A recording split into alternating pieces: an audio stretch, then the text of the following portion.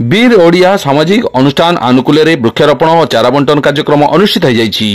आज पवित्र नुआखाई अवसर में झगड़पाड़ी ग्राम में बालेश्वर अग्रणी सामाजिक अनुष्ठान वीर ओडिया पक्षर वृक्षारोपण और चारा बंटन कार्यक्रम अनुष्ठित होता। वीर ओडिया अनुष्ठान सभापति वास्तुविद पंडित मनोहर मिश्र सभापतित्व अनुष्ठित सभारे मुख्य अतिथि भाव कवि अभय दास, अनुष्ठान संपादक चलचित्र अभिनेता देवव्रत प्रधान, अवसरप्राप्त शिक्षक विकर्तन नायक, मुरलीधर नायक, शिक्षयित्री सत्यभामा मुदुली, विश्वनाथ परिड़ा प्रमुख जोगदे विभिन्न फल और औषधीय वृक्ष रोपण करने सहित वृक्षारोपण उपकारिता और आगामी भविष्य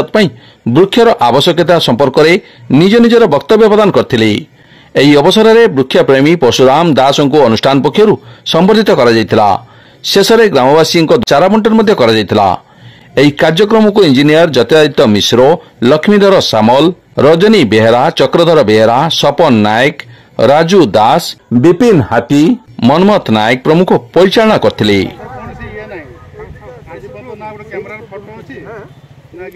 ସେଇଟା ହଉଛନ୍ତି ସମାଜସେବୀ।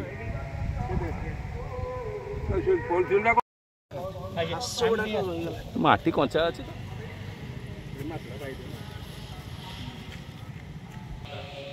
पानी जैविक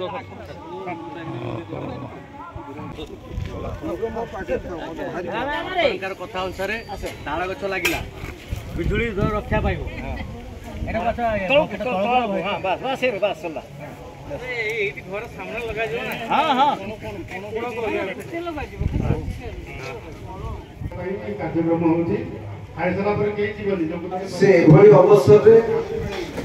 जहाँ पृथ्वी बोधे सब गुरुत्वपूर्ण काम सेटा होची वृक्षरोपण, परिवेश को सुरक्षित रखिबा आम भविष्य वंशधर एकमात्र विकल्प होची वृक्षरोपण। व्यापक भाव में वृक्षरोपण एवं चारा बंटन एभली एक महत् कार्य से आज एठारे कार्यारंभ करछथि। देवव्रत भाई तांकर संगठन पक्षर यहाँ आगे ने सहयोग देते और आज ये अंचल जे बहुत वृक्षरोपण करी समस्त दृष्टि आकर्षण कर समाज सेवार एक निदर्शन सृष्टि कर परशुराम भाई को आम ताली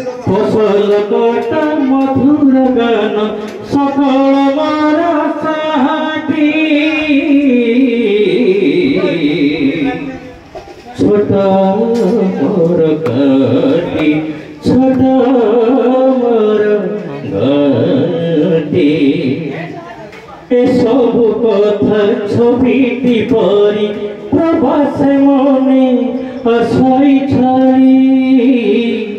ए सब कथा छविटी परी प्रवास मने आशाई छाई इच्छा हुए माटीरे तारा इच्छा हुए माटीरे तारा सिरती थारे नोती छोटा मोर गाटी छोटा मोर गाटी गछ नौते बचाई रखिबा तापर तुमचे जिते करे तुमके गछ मुंटा कार्यक्रम केला पुरस्कार बंटन कार्यक्रम जेतले स्वाधीनता थाई 40 कोटी लोक थे गछ केते थिला में कोनी के एबे आमे 40 कोटी ही होने 100 कोटी बणी गछ बणा है एई तो आमे सब बुझिया दे बड़ी दीपान तक आ गोटे कथा कहू वीर ओडिया बहुत भल लागला ना कि पूरा और चमत्कार नाही गछ लगा जो सामाजिक कथा बुझो गोटे देवव्रत तो बहुत कलाकार लोक से अभिज्ञ कलाकार लेखक से जो भावक से गोटे कथा कहि स्मृति हजि जाऊँ आम गोटे इंग्राजी ना तुम दफा कहूँ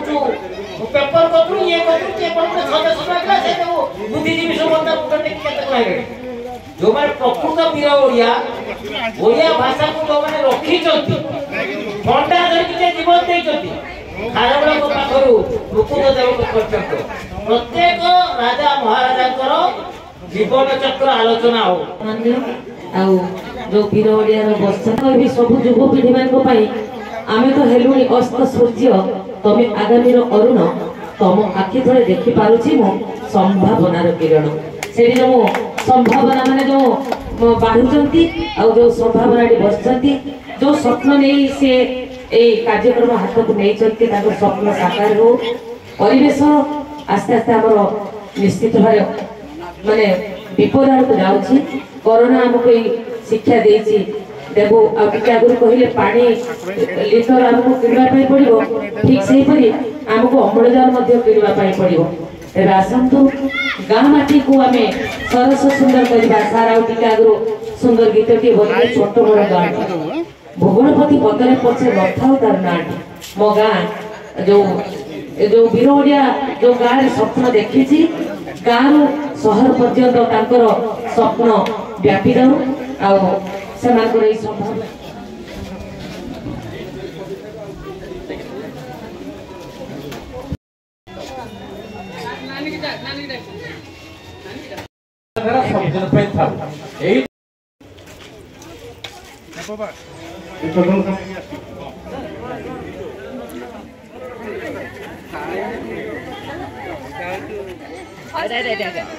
दीदी फोटो दीदी जाऊ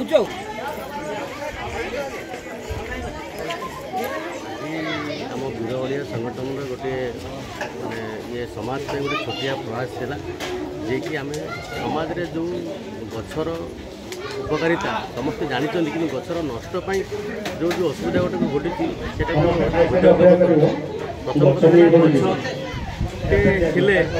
आमर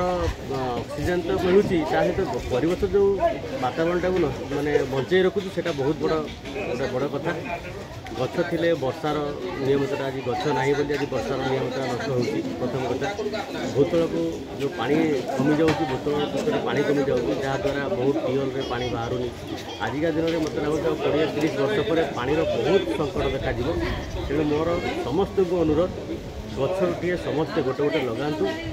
आम आज गछ लगेलु एवं गछ भी बंटन कलु आम भावुँ ये कार्यक्रम आगू बजाय रखू गछ लगेवा गचर जत्न नवा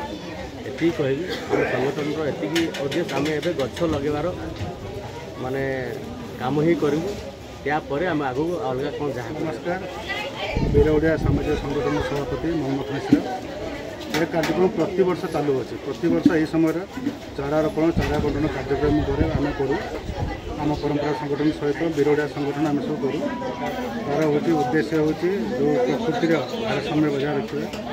प्रकृति सुंदर कर गढ़ी तोड़ा ऑक्सीजन जमी अभाव न हो कोरोना आमको शिखे जो ऑक्सीजन मूल्यटा कौन तेणु परिवेश बंचले आम बचू से दृष्टि वृक्षरोपण कार्यक्रम प्रति वर्ष करूँ आगे चालू रहा।